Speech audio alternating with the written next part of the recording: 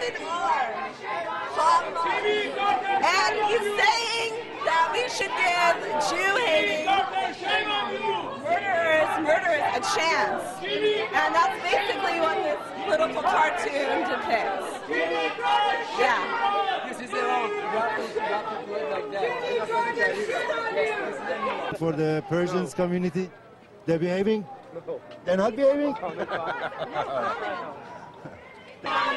Jimmy Carter, shame on you! Jimmy Carter, shame on you! Jimmy Carter, shame on you! Ahmadinejad, shame on you! Long live Iran! Long live Iran! Long live Iran! Long live Iran!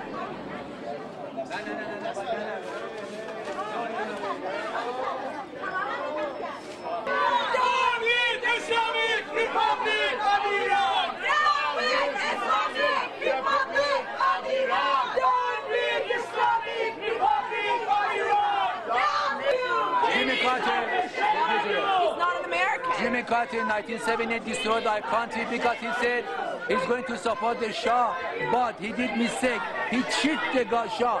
Now after 1978, he make a peace with the Menachem Begin, with the Anwar Sadat was good, but he went to over there. He get laundry money. He get the money on the table and he support. He's very fanatic. He's very uneducated. Person, he not deserve to be a king, deserve to be a president. They did mistake. All the cartel money given up. Shame on America to elect for President Jimmy Carter. Ladies and gentlemen, you are watching The Echo on TV, episode number 13. I apologize for the inconvenience because that clip was not in English entirely. What you just saw was the Iranian reaction to Ayatollah Jimmy Carter's trip to California, LA, and book signing event at the borders.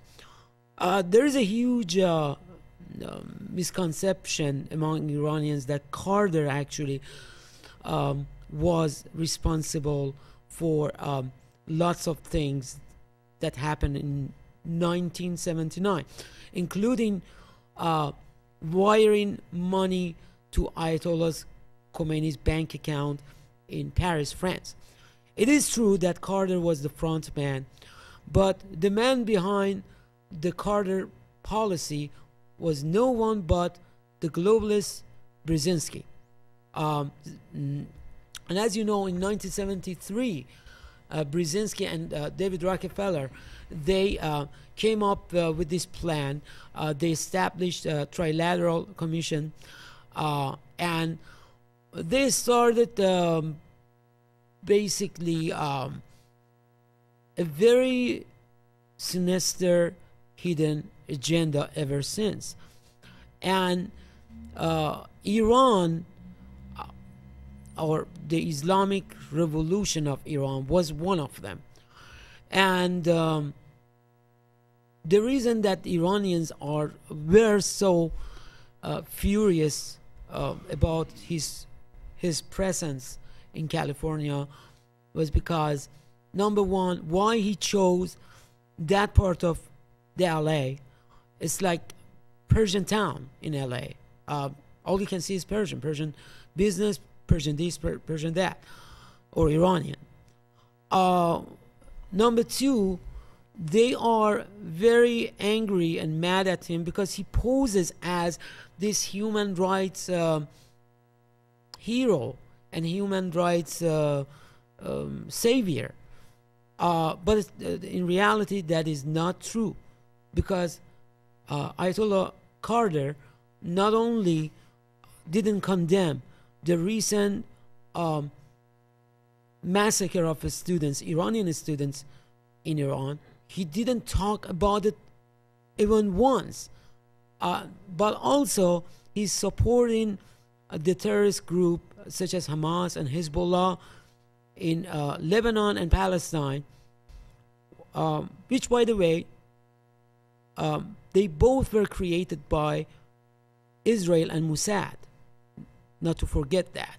And we know that. We have documents after documents showing that especially Hamas was created by Mossad. And the question is, why Mr. Carter, or shouldn't say Mr. Ayatollah is better.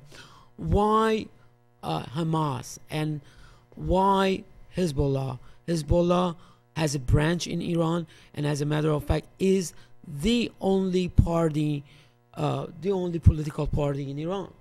Actually, there is no other party in Iran. Hezbollah means the party of Allah, and it's a very Quranic term. It didn't happen just yesterday. 1400 years ago, it was the policy of the Arabia back then, and it has been continued ever since. But anyway, so like I said, that was a good excuse to go through some of this stuff here. I just wanted to point out that why Carter is very similar to Obama in many cases, because Obama basically is following the same path, following the same agenda, because the designer of the agenda or the writer of the agenda is no one but Brzezinski. As you know, Trilateral Commission has some members, and I just wanted to point out some of the most important and key people at Obama's administration are as follow: Secretary of Treasury Tim Geithner, Ambassador to United Nations Susan Rice, National Security Advisor James L. Jones, General James L. Jones, Deputy National Security Advisor Thomas Donnellan,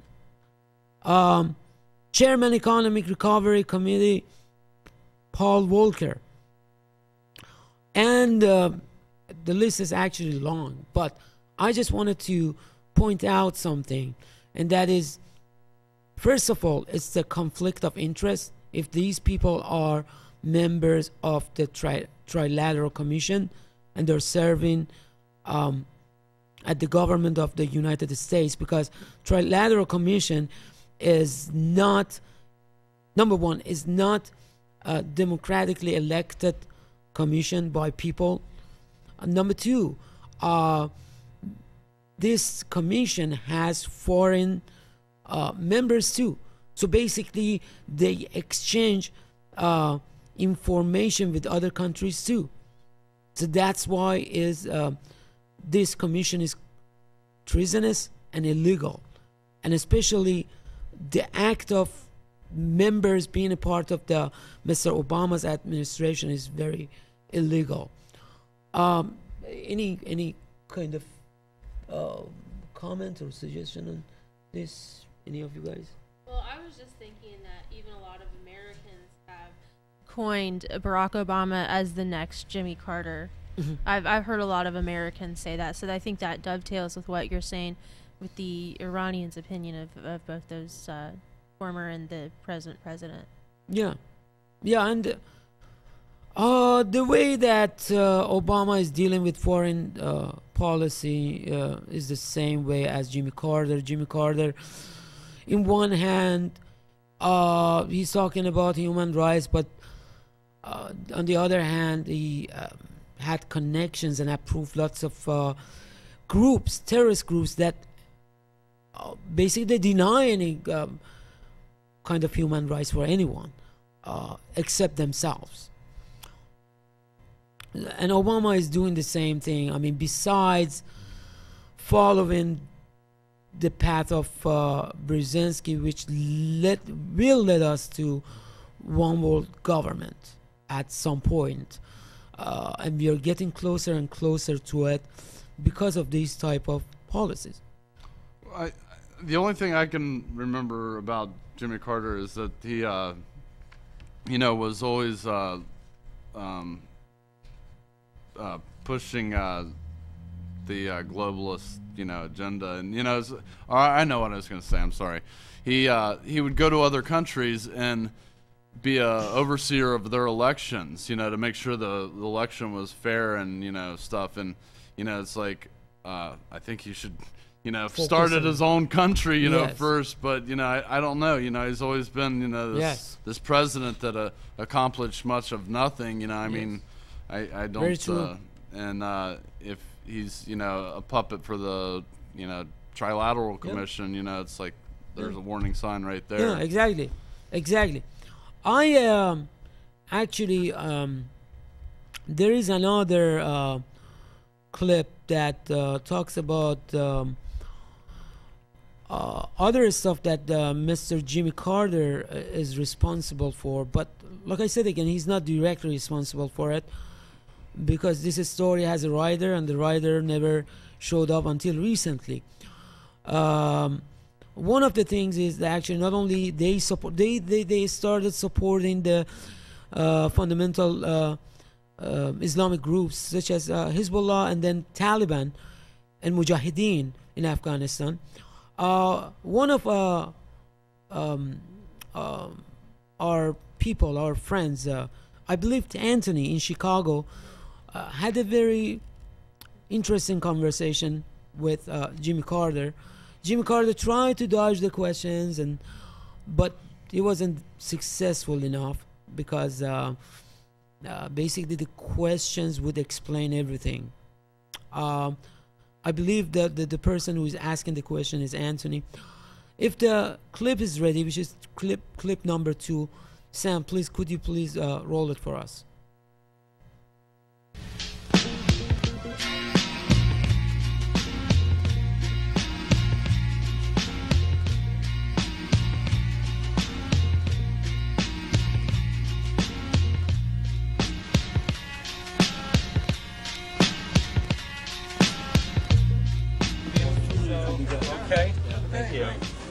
Mr. President, are you worried of a provocatory attack with Iran, just like Operation Mossadegh in 1953? No, I don't think lately that's more as likely as it was 6 months ago. So I don't think it's going to happen. I hope not. I hope not. I hope not. Mr. President, the Israeli ambassador to the UN had some really disparaging comments on you this week. I don't know if he already called you a bigot. He said you had blood in your hands. Do you have any response to that kind of criticism? No, I haven't responded to him, but his own government condemned him and made ridicule of what he said, and also the U.S. ambassador in Jerusalem criticized him, so I don't feel like I need to. Can you talk about your executive order financing covert funding to the Taliban in 1979 with Zbigniew Brzezinski?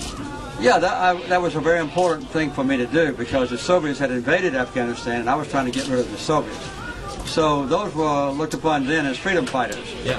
So I gave them help all I could through the governments of Saudi Arabia and Egypt, just Soviet-made weapons. And then when President Reagan came in office, he greatly expanded that program. So it was the right thing to do. We had to get the Soviets out of Afghanistan, and eventually they were successful. Thank you so much. But I can't control what people do after they do the right thing.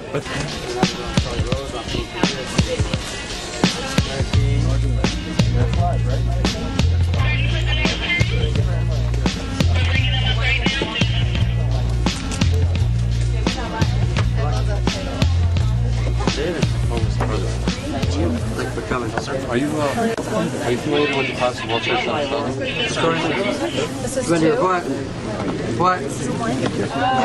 What did you say? Are you familiar with the collapse of World Trade Center 7? I don't think so. They still didn't answer that question, and majority of victims' families' questions aren't answered. 70% of them. Jersey widows, Bob McNamara. Keep moving along. I was just wondering if you would support a new independent, investigation, sovereign independent investigation. Sounds good.